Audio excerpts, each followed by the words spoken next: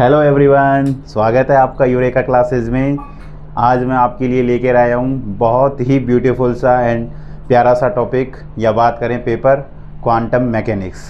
तो चलिए शुरू करते हैं।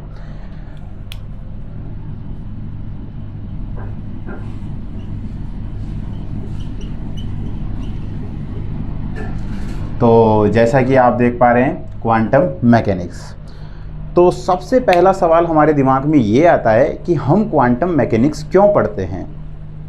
सही है, मतलब हर चीज़ का कारण होता है। कोई भी अगर काम किया जाता है तो उसके पीछे कुछ ना कुछ कारण होता है। तो हम ये जानने की कोशिश करेंगे कि क्वांटम फिजिक्स को पढ़ने का क्या कारण है, क्यों ये हमारे सिलेबस में दी गया है। तो इसको समझने से पहले हमें ये जानना ज़रूरी है कि हम फिज़िक्स ही क्यों पढ़ते आ रहे हैं। सही बात है, हम पिछले कई सालों से फिज़िक्स पढ़ते आ रहे हैं, बट कभी सोचते हैं हम क्यों पढ़ते आ रहे हैं, तो हमें जवाब मिलता है कि नेचर की स्टडी के लिए। बिल्कुल सही बात है कि हम फिज़िक्स को पढ़ते हैं हमारे आसपास की जो प्राकृतिक घटनाएं हैं, नेचर है, उसमें जो घटने वाली घटनाएं हैं उनको समझने के लिए। तो अब बात आती है कि ऐसी प्राकृतिक घटनाएं कौन सी। तो जैसे कि हम बात करें, हमारे दिमाग में आती है जो भी घटनाएं जो हम आंखों से आसपास के ऑब्जर्व कर सकते हैं। जैसे मेरा बात करना, आप तक आवाज़ सुनाई देना, ये कैमरे का रिकॉर्ड करना, मेरा यहाँ पे खड़ा होना, बिल्कुल मेरे हाथों का हिलना, ये सब जो फिनोमिना हैं, ये जो घटनाएं हैं, ये फिज़िक्स के द्वारा एक्सप्लेन की जा सकती है। तो इन घटनाओं को हम किससे पढ़ते हैं? फिज़िक्स से एक्सप्लेन करते हैं।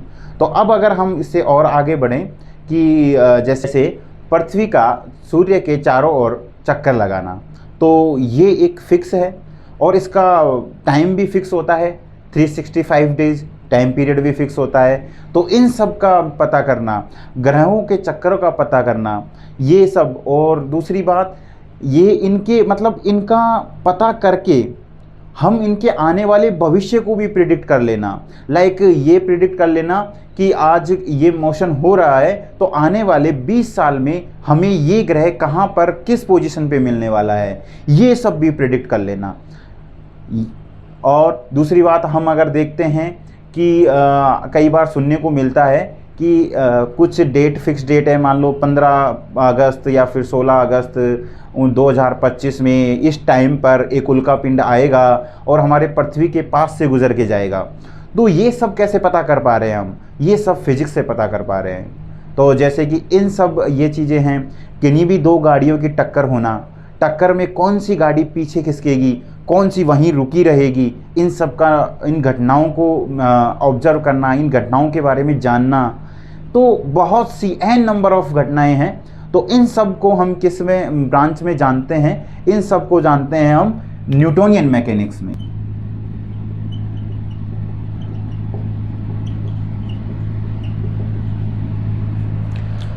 अब इसके बाद में और थोड़ी घटनाओं की बात करें हम, जैसे करंट का बहना, करंट का वोल्टेज पे डिपेंड करना, और हम आगे बात करें इनसे बनने वाले सर्किट के बारे में, डायोड के बारे में, ट्रांजिस्टर के बारे में, ट्रांजिस्टर से बनने वाले फ्लिप फ्लॉप के बारे में, फ्लिप फ्लॉप से बनने वाली मेमोरीज़ के बारे में, ये मोबाइल की वर्किंग के बारे में। तो ये सब जो घटनाओं की स्टडी करते हैं अपन, ये जो वर्किंग की स्टडी करते हैं, उसमें अपनी ब्रांच इंक्लूड होती है इलेक्ट्रॉनिक्स। तो इसके अंदर हम ये स्टडी करते हैं। ये सब मैं क्यों बता रहा हूँ, हम आगे जानेंगे थोड़ा और। इसके बाद अगर हम बात करें कुछ टेम्परेचर से रिलेटेड फिज़िक्स की, ये जैसे हम बात करते हैं टेम्परेचर की, कि कोई भी वस्तु है अगर उसे धूप में रख दिया जाए तो वो गर्म हो जाती है, और उसी वस्तु को अगर अंदर लाया जाए तो वो ठंडी हो जाती है। तो ये टेम्परेचर जो डिफरेंस आता है, ये किस कारण से आता है, कैसे हीट का ट्रांसफ़र होता है, तो ये सब हम और दूसरी बातें, इंजन की वर्किंग हो गया कि इंजन कैसे वर्क करता है। तो इन सब की जो स्टडी है ये की जाती है थर्मोडायनेमिक्स ब्रांच के अंदर।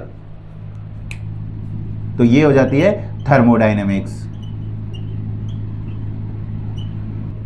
हाँ, अब अगर आगे बात करें अपन, तो कुछ ऐसी घटनाएं जो कि इलेक्ट्रोमैग्नेटिज्म टाइप की, इसके अंदर हम ब्रांच में डिस्कस करते हैं चार्ज के बारे में। कोई भी दो चार्ज है उनके बीच कैसे इंटरेक्शन होता है, वो कैसे फोर्सेस लगते हैं और उनके कारण इलेक्ट्रिक फील्ड क्या होता है। फिर आगे हम उसमें जानते हैं कि चार्ज जब मूव करने लग जाते हैं तो वो अपने साथ साथ इलेक्ट्रिक फील्ड के साथ साथ मैग्नेटिक फील्ड भी प्रोड्यूस करते हैं, जिससे चार्ज के मूव होने से करंट भी प्रोड्यूस होता है। तो ये सब स्टडी हम करते हैं इलेक्ट्रोडायनेमिक्स में। हाँ, उसके बाद इलेक्ट्रोमैग्नेटिज्म से 4 इक्वेशन मैक्सवेल ने उठाई थी। तो उन मैक्सवेल की इक्वेशन से हमें ये समझ में आया था कि जो हमारे नेचर में जो वेव है वो इलेक्ट्रोमैग्नेटिक वेव होती है, और वो इलेक्ट्रोमैग्नेटिक वेव किस बेस पे बनती है। इलेक्ट्रोमैग्नेटिक वेव कैसे बनती है कि अगर हम इलेक्ट्रिक फील्ड है, ये क्या है, इलेक्ट्रिक फील्ड, अगर इस इलेक्ट्रिक फील्ड को चेंज किया जाए, change in electric field produce magnetic field. इससे क्या प्रोड्यूस होता है, मैग्नेटिक फील्ड। ये हमने फैराडे ने ये हमें फैराडे ने बताया था। इसके बाद अगर बात करें अपन चेंज इन मैग्नेटिक फ्लक्स या फिर change in magnetic field, it's produce electric field. और ये दोनों एक दूसरे के परपेंडिकुलर होते हैं और इनको किसी मीडियम की ज़रूरत नहीं होती है, और ये आगे से आगे बनाते जाते हैं और ये इलेक्ट्रोमैग्नेटिक वेव आगे चलती जाती है। तो इन सब के जो वेव नेचर है इलेक्ट्रोमैग्नेटिक वेव्स का, रेडिएशन का, उसके व्यवहार को हमने किससे समझा था, इलेक्ट्रोमैग्नेटिक वेव मैक्सवेल की इक्वेशन से। तो ये हमने यहाँ पे देखा था। फिर हमने कुछ घटनाएं ऐसी हैं कि जैसे हमें सड़क पे चल रहे हैं तो दूर से हमें दिखाई देती है मरीचिका। हमने पढ़ा होगा, एक टॉपिक पढ़ा था हमने, शायद 10th क्लास में देखा था मरीचिका, कि हमें ऐसा लगता है गाड़ी में चलने से कि दूर तालाब भरा हुआ है पानी का, जबकि पास जाके देखते हैं तो वहाँ पे कुछ नहीं होता है। तो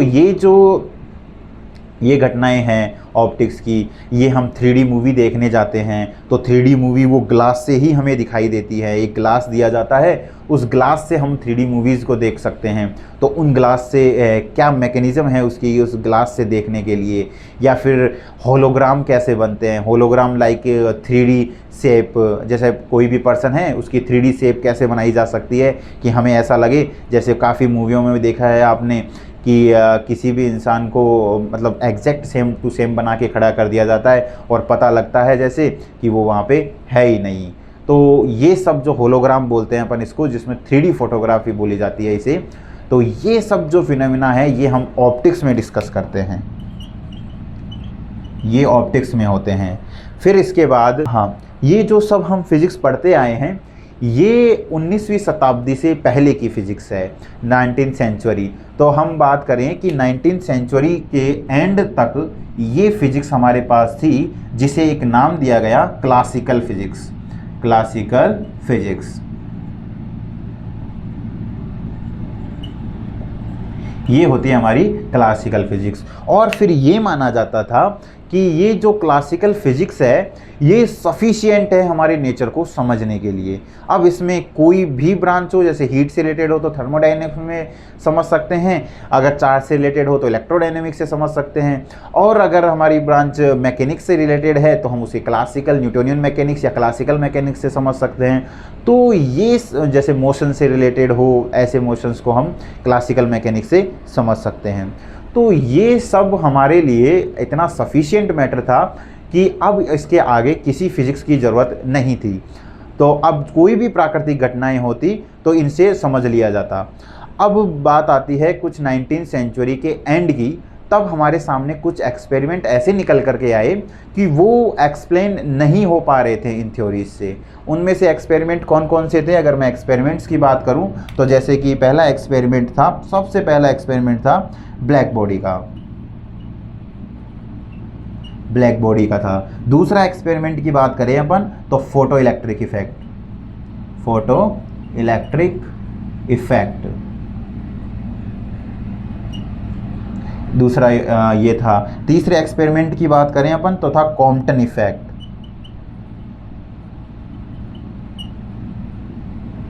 और अगर एक और एक्सपेरिमेंट था पेयर प्रोडक्शन।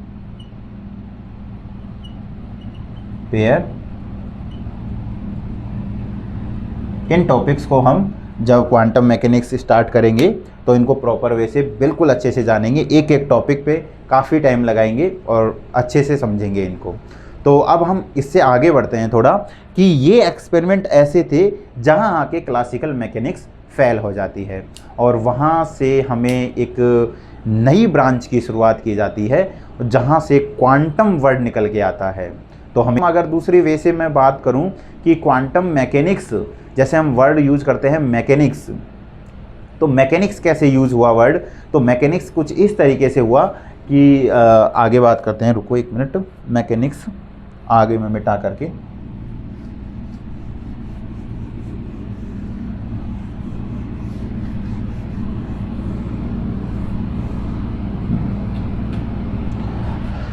हाँ, तो 19th सेंचुरी के बाद जो क्लासिकल फिजिक्स थी हमारी, या फिर हम बात करें फिजिक्स की, हाँ क्लासिकल फिजिक्स थी, उसके पास दो चैलेंज थे। अब दो चैलेंज कौन से थे? अब पहला चैलेंज ये था कि जो speed of high speed particle, ये classical physics high speed particle के बिहेवियर को एक्सप्लेन नहीं कर पा रहा था। हाई स्पीड पार्टिकल कौन से होते हैं? जिनकी वेलोसिटी लगभग लाइट वेलोसिटी के बराबर हो। लाइट वेलोसिटी कितनी होती है? लाइट वेलोसिटी होती है 3 × 10⁸ मीटर पर सेकेंड या फिर 3 लाख किलोमीटर पर सेकेंड। अगर किसी पार्टिकल्स की ये वेलोसिटी है या फिर इससे थोड़ी कम है, तो इससे थोड़ा कम भी है, तो उस डोमेन में हमारी क्लासिकल फिजिक्स वर्क नहीं करती है। तो यहाँ आके एक सवाल ये पैदा होता है कि क्या फिर न्यूटोनियन मैकेनिक्स गलत थी? नहीं, गलत तो नहीं बोल सकते हम, क्योंकि हमारी जो जितनी भी फिजिक्स की ब्रांचेज हैं वो कहीं ना कहीं न्यूटोनियन मैकेनिक्स से, न्यूटन्स के लॉ से जुड़ी हुई है, तो फिर तो वो सारी ब्रांचेज फेल हो जाती। तो ऐसा तो नहीं कह सकते कि हमारे पास कि ये ब्रांच गलत थी, न्यूटोनियन की गलत तो नहीं थी। तो यहाँ पे ऐसा क्या था कि ये एक्सप्लेन ही नहीं कर पाया, जबकि वेलोसिटी ये है। अब जैसे मैं आपको बोलूं कि ये कोई पार्टिकल है, अगर ये मूव कर रहा है v वेलोसिटी से और इसके पास मास m है, तो मैं अगर इसका मोमेंटम पूछूं तो आप बताओगे p = mv। हाँ ओके, सही है। अगर फिर मैं बोल दूं कि ये जो वेलोसिटी इसकी हाई हो चुकी है, लाइट वेलोसिटी के बराबर हो चुकी है, फिर मैं तुमसे पूछूं कि इसका मोमेंटम क्या होगा, तब तुम बोलोगे p = वापस mv, बट ये सही नहीं था। समझ पा रहे हो कि ये हम सही नहीं कह सकते इसके लिए। या फिर हम जैसे एनर्जी निकालते हैं, तो एनर्जी अगर पूछी जाए आपसे पार्टिकल की, तो आप बोलोगे E = ½ mv² kinetic energy. But अगर हम इस डोमेन में चले जाते हैं जहाँ पे वेलोसिटी लगभग लाइट वेलोसिटी के बराबर है, तो उस जगह पे ये सही नहीं था। तो इसका मतलब यहाँ पे बहुत कंट्रोवर्सी हुई। उसके बाद सर आइंस्टीन आए। आइंस्टीन सर ने इसको एक्सप्लेन किया और बताया कि जो टाइम है वो भी एक फोर्थ कंपोनेंट होता है। जैसे हम कोऑर्डिनेट में लेते हैं x, y, z, वैसे ही जो फोर्थ कोऑर्डिनेट है वो टाइम होता है। टाइम मतलब फोर्थ कोऑर्डिनेट क्यों बताया टाइम का? क्योंकि टाइम सबके लिए सेम नहीं होता है। उन्होंने बताया जब से पहले ये माना जा रहा था कि टाइम एब्सोल्यूट होता है, सबके लिए सेम होता है, बट टाइम एब्सोल्यूट ना होकर के रिलेटिव होता है। इस थ्योरी को डेवलप किया आइंस्टीन ने और इसका नाम दिया स्पेशल थ्योरी ऑफ रिलेटिविटी।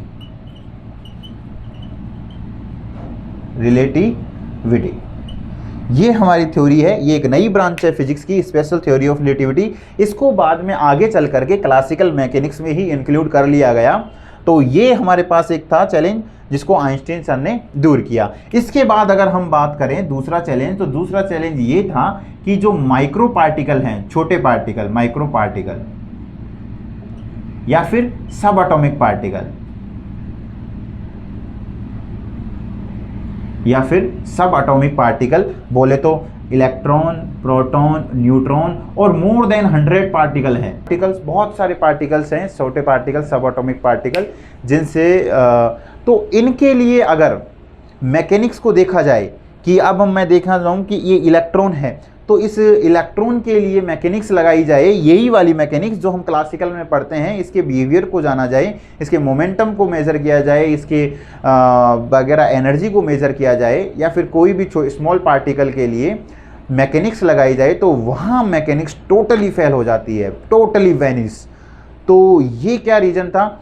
तो इसका मतलब ये हुआ कि हम उन छोटे सब एटॉमिक लेवल पे जा कर के उनकी पार्टिकल की स्टडी कर ही नहीं पा रहे थे। तो यहाँ पे एक नई फिजिक्स की ज़रूरत पड़ी, कि यहाँ पे एक नई मैकेनिज़्म की ज़रूरत पड़ी। जैसे हम मैकेनिक्स काम में लेते हैं, जैसे ग्रहों का चक्कर लगाना अभी मैंने शुरुआत में बताया, ये सब मैकेनिक्स से हम जानते हैं बड़े पार्टिकल के। वैसे ही एटॉमिक लेवल की एक अलग दुनिया हो गई। जैसे हम क्लासिकल दुनिया के अंदर हैं और फिर इंटर होते हैं अचानक से एक क्वांटम दुनिया में, वहाँ के रूल एंड रेगुलेशन सब कुछ अलग है। ऐसा नहीं है कि जो हमारी दुनिया में रूल्स लगते हैं वो सेम वहाँ भी लगते हैं।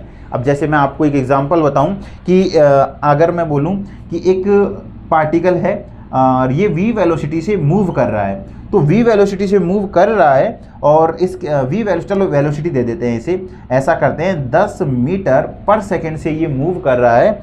और यहाँ पे मुझे कितनी देर बाद में, मान लो 3 सेकेंड बाद, 3 सेकेंड बाद मुझे ये कहाँ मिलेगा? 10, 20, 30, 3 सेकेंड बाद मुझे ये 30 मीटर की दूरी पर मिलेगा। ये सही है। ये कैसे बताया हमने? क्लासिकल मैकेनिक्स से, कि मेरे पास ये एक पार्टिकल है 10 मीटर पर सेकेंड है, यहाँ पर था ये शुरुआत में, फिर इसको वेलोसिटी दी 10 मीटर पर सेकेंड की, तो इसको 3 सेकेंड बाद ऑब्जर्व किया गया, तो मुझे ये 30 मीटर की दूरी पर यहाँ मिला।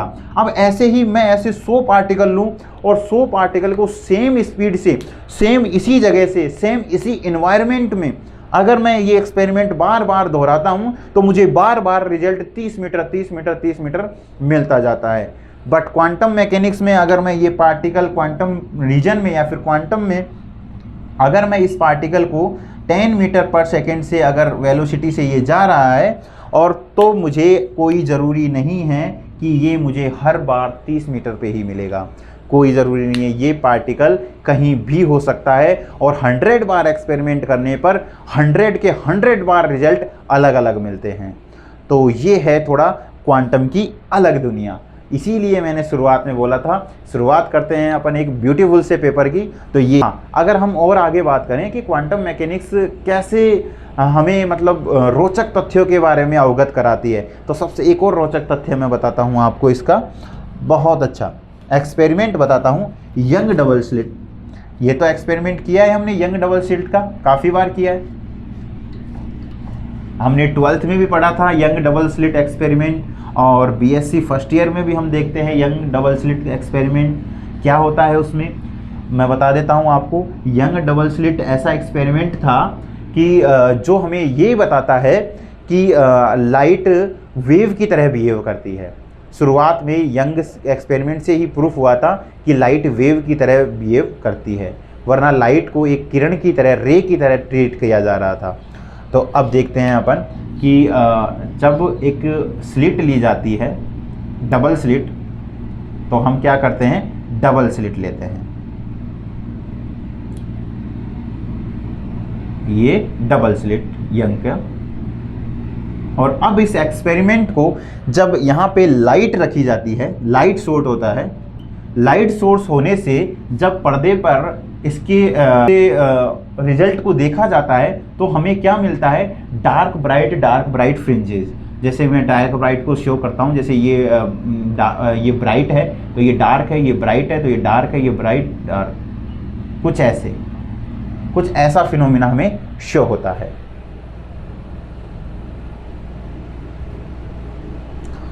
चलिए मैं एक बार दोबारा से बनाता हूँ।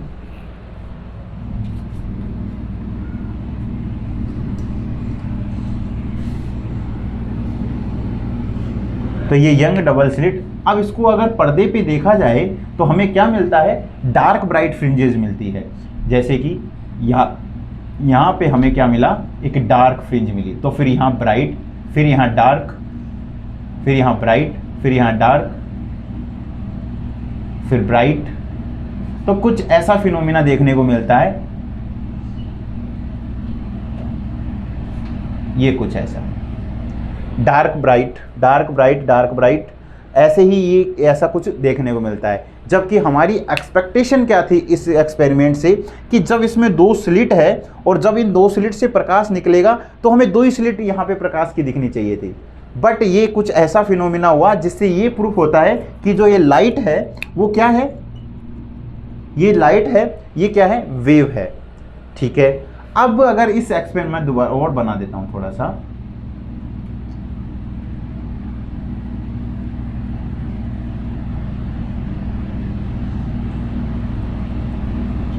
ठीक है, कुछ इस तरीके से।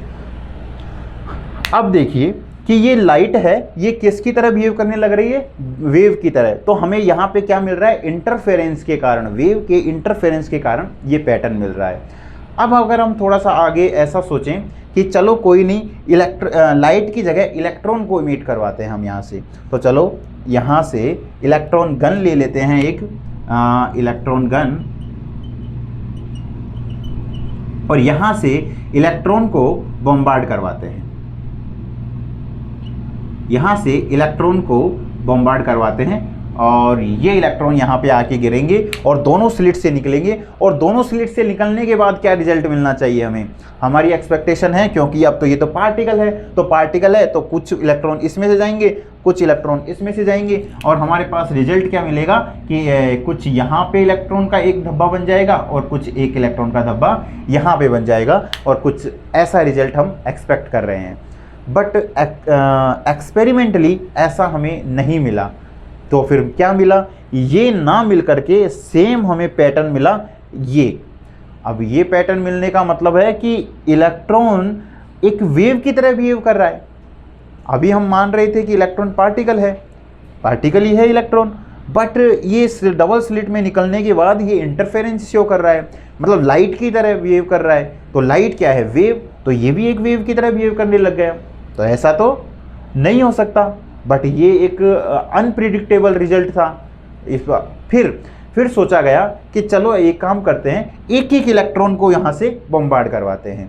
तो अब ये हुआ कि अब एक एक इलेक्ट्रॉन को यहाँ से छोड़ा गया। जैसे मैंने एक इलेक्ट्रॉन छोड़ दिया, ये चला गया, फिर दूसरा इलेक्ट्रॉन गया, फिर चला गया, फिर तीसरा, फिर चला गया, मतलब एक टाइम गैप के साथ इलेक्ट्रॉन्स को इस पर बॉम्बार्ड करवाया गया।